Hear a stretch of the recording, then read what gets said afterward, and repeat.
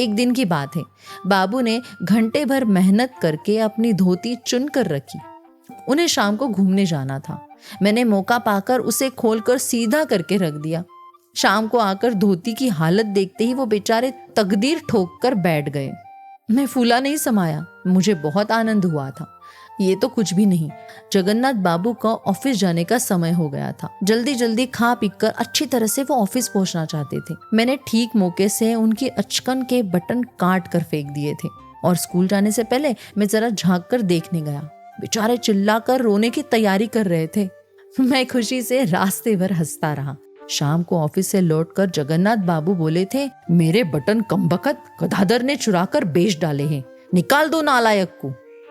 जगन्नाथ बाबू के बटन हरण के मामले पर भैया और राम बाबू भीतर ही भीतर खूब हंसने लगे। भैया ने कहा, कितने तरह के चोर होते हैं, वो ठीक है, पर बटन तोड़कर बेच खाने वाला चोर तो आज मैंने पहली बार सुना। जगन्नाथ बाबू भैया की इस चुटकी से और भी आंख बबूला हो गए।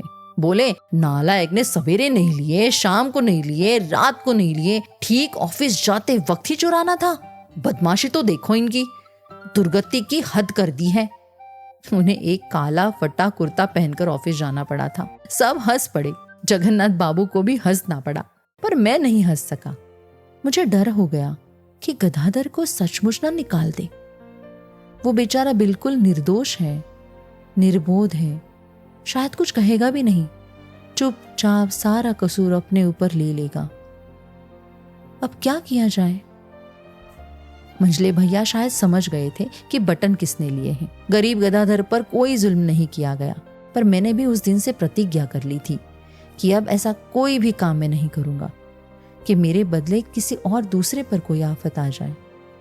ऐसी प्रतिज्ञा मैंने पहले कभी नहीं ली थी और कभी करता भी नहीं, या फिर कुछ कह नहीं सकते। सिर्फ गदाधर के कारण ही मुझे अपने मार्ग से विचलित होना पड़ा। मुझे उसने मिट्टी कर दिया है। किस तरह किसका चरित्र सुधार जाता है, इस बात को तो कोई नहीं कह सकता।